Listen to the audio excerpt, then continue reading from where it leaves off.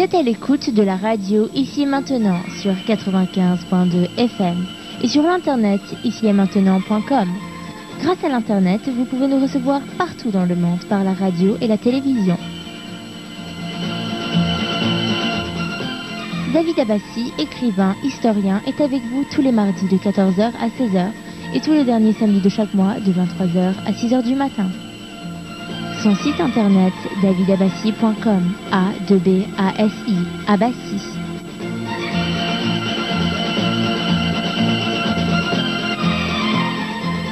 Vous avez la parole pour vous exprimer et poser vos questions en composant le 08 92 23 95 20.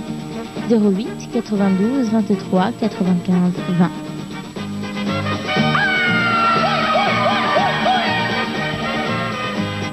Bonsoir à toutes, bonsoir à tous. Vous êtes à l'écoute de votre radio ici maintenant sur 95 FM, bien sûr, et sur net, ici maintenant.info, et dans le monde entier également.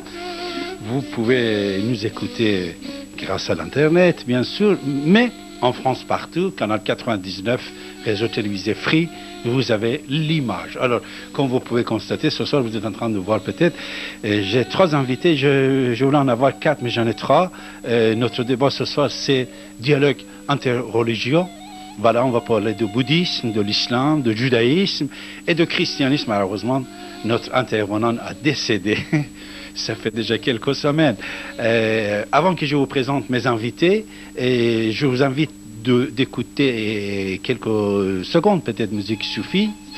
Et on va continuer notre émission, bien sûr. Nous sommes le 28 juin, dernier samedi du mois de juin, bien sûr. C'est 23h05. On va rester on ne sait pas jusqu'à quelle heure avec mes invités, mais vous aussi, vous aurez la parole. Et surtout, un chrétien, je cherche comme ça, et ça va nous arranger. Si vous voyez que vous avez des choses à nous dire, vous pouvez nous appeler. Puisqu'il me manque ce soir l'invité qui représente le christianisme ce soir dans notre studio. Vous savez, ça fait des années qu'on voulait faire un débat comme ça, mais c'était difficile de réunir ces 3, 4, 5 personnes. Comme vous pouvez constater, j'espérais d'en avoir 4, j'en ai que 3 ce soir, il en manque un, mais c'est pas grave, je suis ravi de présenter ce soir Dr Hassan Fereshtian qui va parler de l'islam, et Elie Hervé Boukhobzé qui était déjà mon invité, vous le connaissez avec son bouquin, et Laurent Dervieux aussi de bouddhisme. Voilà, Laurent, il va nous parler de Bouddha et de bouddhisme ce soir, et Dr Hassan Fereshtian, il va nous parler de l'islam, et Elie Hervé Boukhobzé aussi de judaïsme. Comme vous pouvez constater, actuellement, ce dialogue entre religions est assez important dans le monde, pourquoi pas en France aussi. Et Radio Ici Maintenant, David Abbassi, moi-même, on est ravis de lancer cette idée. Restez avec nous d'ici quelques secondes. On va donner la parole à nos invités et bien sûr vous aussi, vous avez la parole, mes chers amis.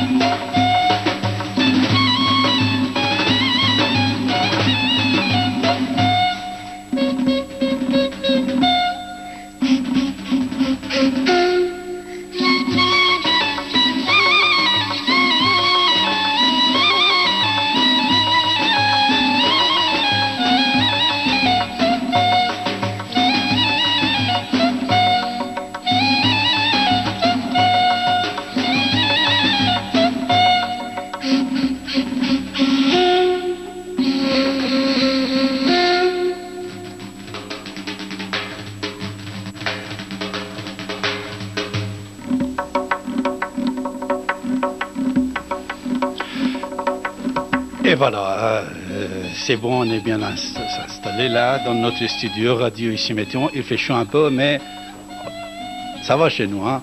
Alors, je vais laisser à mes invités un par un pour nous présenter déjà leur travail et avant leur travail, qui sont ces invités de cette nuit ici et maintenant. Alors, Laurent Dervieux, il est directeur d'édition. Également, je vais préciser que nos amis, il vient de faire un livre intitulé L'autre. L'autre est dialogue interreligieux pour le bien de notre humanité. Alors, notre humanité, sans aucun doute, actuellement, il a besoin de ça. Alors, Laurent Dervieux, vous êtes directeur de l'édition en même temps. Je vous prie de prendre la parole, Laurent, avant tout. Bonsoir, Laurent. Bonsoir. Comment ça va? Très bien, je suis ravi d'avoir entendu cette musique soufie avant de commencer. Ça me va droit au cœur. Merci. Je voulais vous présenter effectivement le travail de plusieurs années, puisque ce travail a commencé en 2001 avec plusieurs personnes, dont Hassan Fereshtian, qui est juste à côté de moi. Et nous avons en fait démarré en 2001 sur le thème religion, paix et non-violence, un premier travail interreligieux. À une époque où l'interreligieux était naissant en France, avec toutes sortes de difficultés évidemment pour mettre en place ce premier colloque.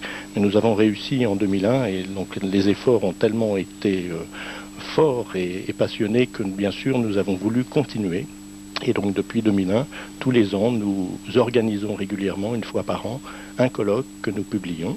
Et cette année, nous avons publié en fait ce dialogue interreligieux pour le bien de notre humanité qui s'intitule L'autre.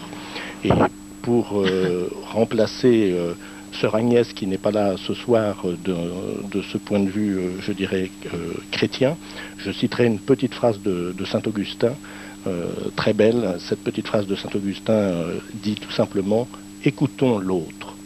Et rien que dans ces deux mots, je trouve qu'il y a une force et une profondeur absolue, et c'est ce que je souhaite faire ce soir, c'est écouter l'autre, vous écouter, et surtout approfondir avec mes amis ici présents ce dialogue et vous raconter un petit peu l'histoire de cette rencontre, de ces dialogues successifs. Donc nous avons publié l'année suivante un deuxième dialogue qui s'appelle Vers une éducation à la paix, dont le thème principal était l'éducation pour la paix, et l'avant-dernier colloque était un dialogue interreligieux pour une éthique de l'environnement, où là nous avons travaillé le thème de l'environnement. Pour juste résumer et finir sur cette ouverture, je dirais que ce qui sous-tend vraiment tous ces colloques et tous ces dialogues, c'est une phrase qui nous tient particulièrement à cœur, qui est d'une volonté de paix vers une culture de paix. Voilà. Très joli. Laurent Dervieux, c'est qui? Présentez-vous même aussi, s'il vous plaît. Bien sûr. Donc, Laurent Dervieux, moi, je travaille dans une maison d'édition parisienne. Donc, depuis 1977, je travaille dans le secteur de l'édition. J'ai rencontré le bouddhisme en 1983. Et ici ou là-bas? Ici. Pour la première fois ici? Oui, ici. Ma famille a commencé la pratique du bouddhisme en 1970. Donc, et c'est lors d'un événement important de ma vie que j'ai pu rencontrer ce bouddhisme. Et je dirais ce qui m'a tout de suite excessivement rassuré, c'est que toutes les expériences que j'avais pu vivre avant de rencontrer ce bouddhisme étaient totalement englobées dans le bouddhisme. Et ça m'a vraiment rassuré. Et je dirais une seule chose pour moi, c'est que depuis, je ne cesse de faire cette expérience que finalement la vie, le bouddhisme, finalement englobe tout.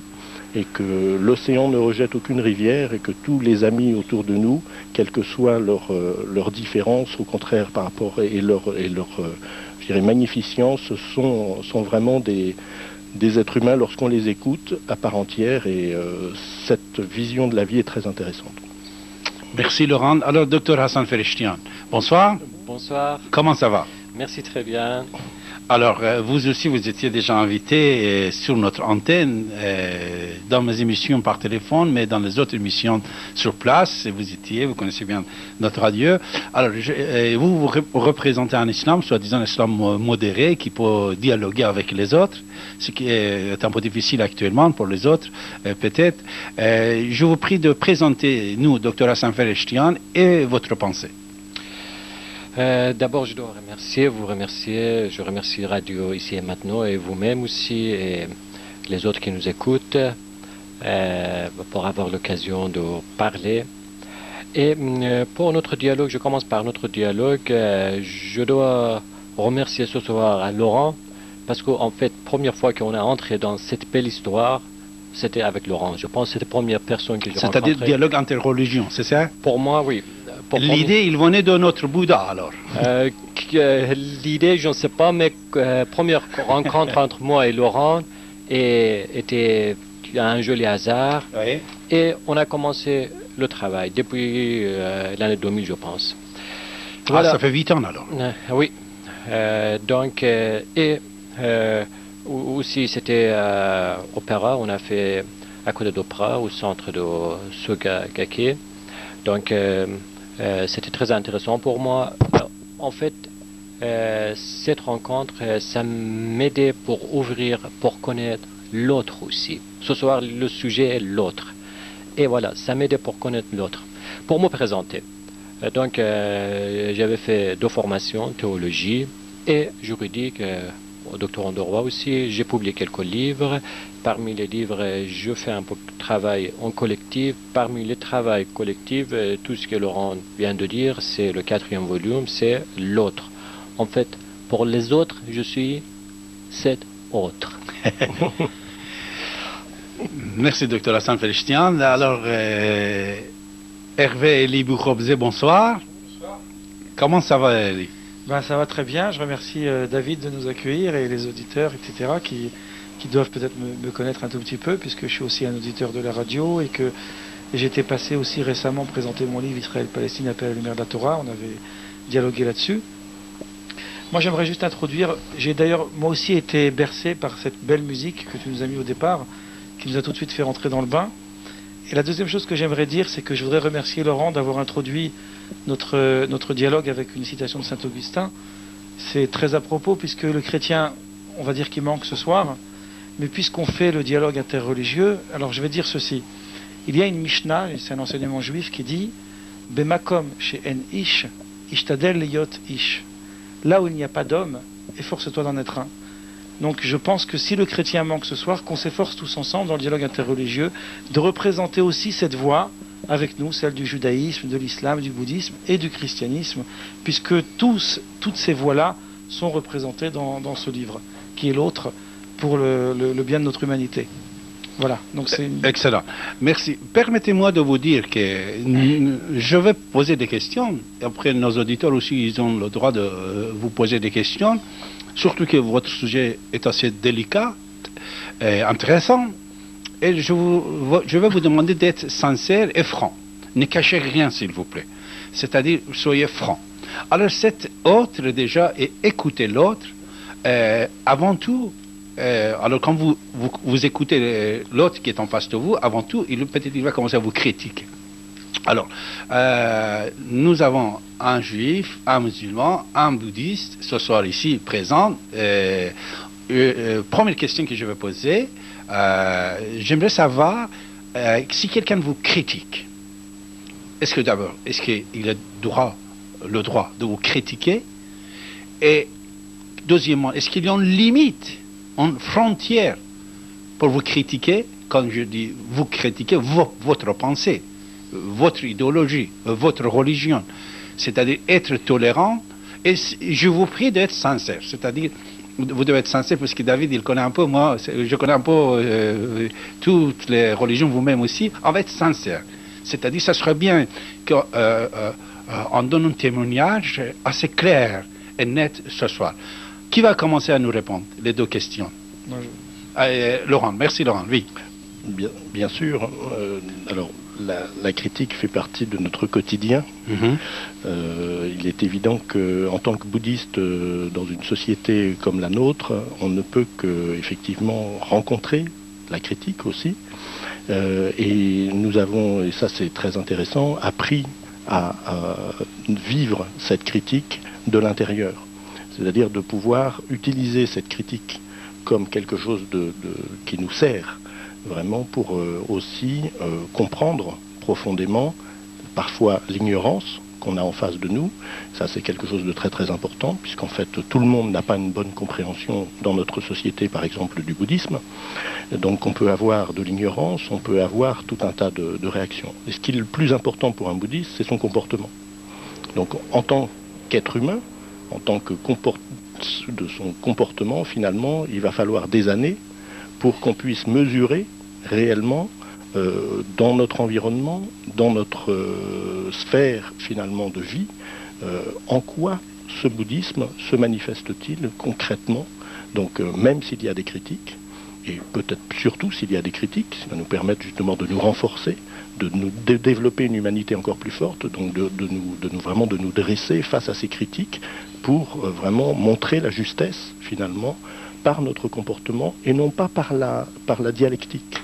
Puisque finalement le fait il n'est pas question de faire rentrer l'autre dans un raisonnement, chacun a son raisonnement et là-dessus c'est tout à fait respectable. Par contre vraiment par notre comportement de faire comprendre la profondeur de cette philosophie. C'est-à-dire vous ne partagez pas l'humanité à 2 ou 3 catégories, croyants, non-croyants, entre les deux.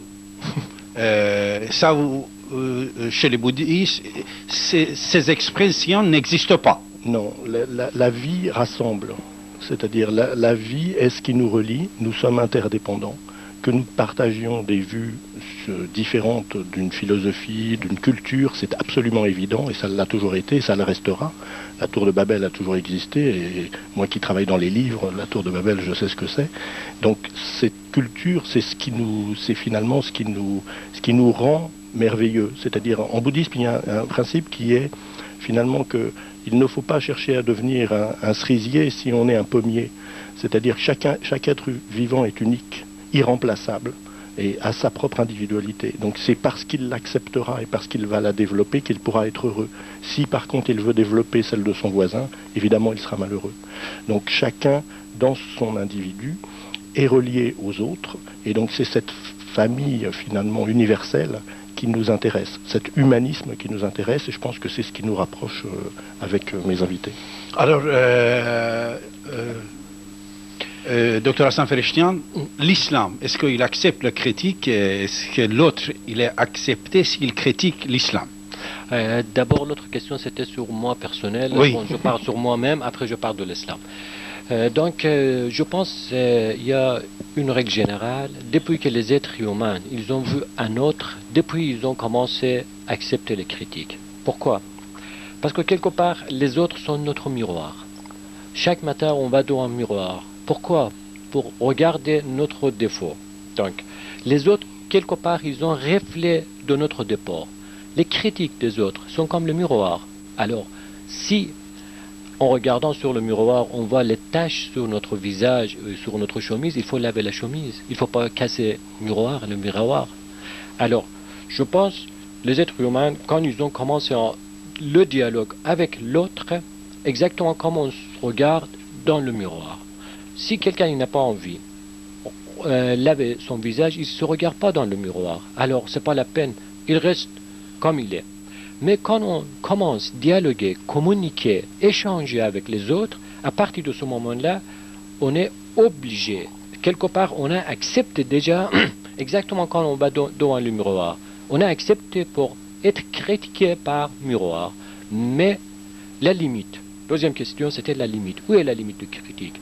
Alors je pense qu'on ne peut pas limiter le miroir. Je ne peux pas dire un miroir dans la salle de bain, alors tout me montre juste la saleté à gauche, à droite, ou jusqu'à certains degrés de la saleté. Le miroir, c'est son devoir de montrer tout. Mais le miroir, bien sûr, il n'a pas le droit de jeter les pierres sur moi. Donc le miroir, il a le droit de C'est-à-dire la violence. Bien sûr. Bien sûr. La limite, c'est la violence. La limite, je pense qu'on ne peut pas limiter critique. Moi, personnellement, je donne aucune limite de critique. Mais par contre, quand on rentre dans une autre chose, par exemple la violence, l'insulte, c'est pas critique, c'est la violence. Si insulte, alors c'est insulte, c'est pas critique. Alors même insulte, il faut punir les gens qui insultent. Donc, c'est-à-dire, parce que pour la plupart des fois, docteur Fereshtian, pour la plupart des fois, on va arriver à Hervé aussi, hein, ne t'inquiète pas Hervé. Je ne m'inquiète pas du tout, je bois les paroles que j'entends. Voilà. C'est-à-dire, cette limite, vous avez parlé de jeter la pierre pour casser le miroir, et de l'autre côté, l'insulte. Parce que de temps en temps aussi, nous pouvons constater qu'il n'y a pas de limite entre l'insulte et critique. C'est-à-dire, tu es en train de critiquer. Moi-même, que ça fait des années que je suis sur cette antenne où je suis un écrivain de critique, je constatais toujours que quand on critique, tout de suite, l'individu, il commence à dire tu es en train d'insulter. Parce qu'on sait bien la limite de l'insulte et le critique, mais c'est pour ça que de temps en temps, on est même obligé de dire, même si on insulte, la punition, c'est quoi? C'est être condamné à mort. C'est-à-dire, docteur Hassan Fereshtian, pour aller voir notre ami juif, dans l'islam que vous êtes croyant, surtout vous avez étudié ça, vous êtes un savant de l'islam, alors tout ce que vous nous avez dit, c'est beau et bien et joli.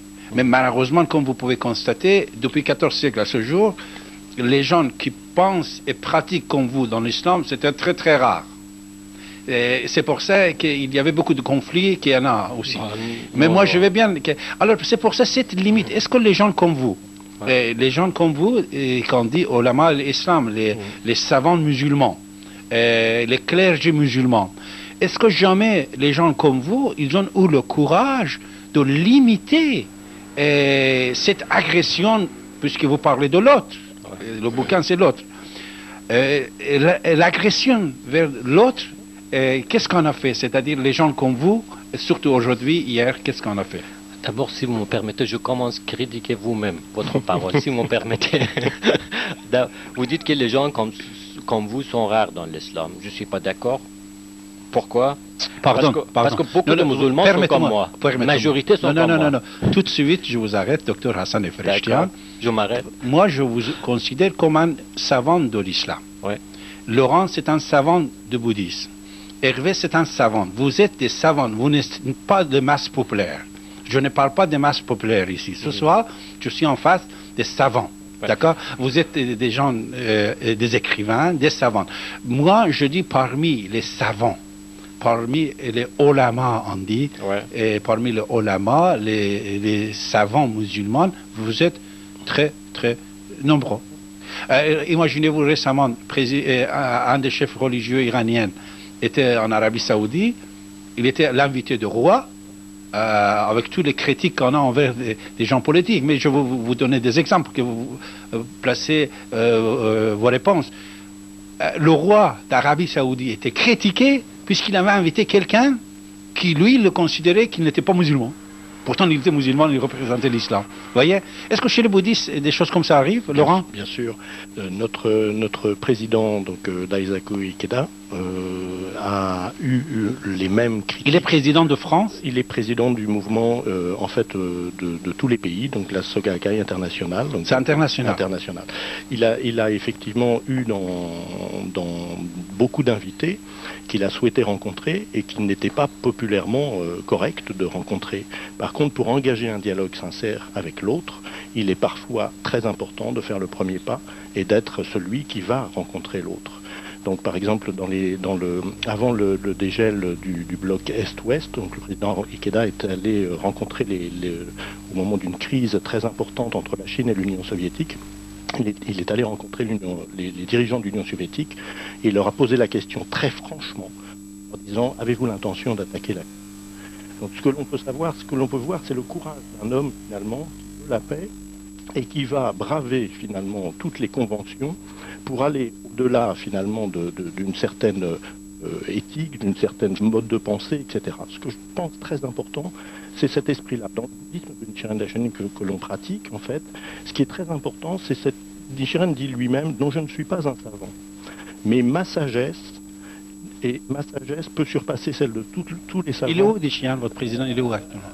Il est installé où? Et alors, il est basé au Japon. Au Japon. Il est basé au Japon et il voyage dans beaucoup de pays. Maintenant, Et il y a plusieurs fractions aussi, comme chez les musulmans, chez les juifs. Il y en a des fractions bouddhistes. Pour le bouddhisme de Nichiren,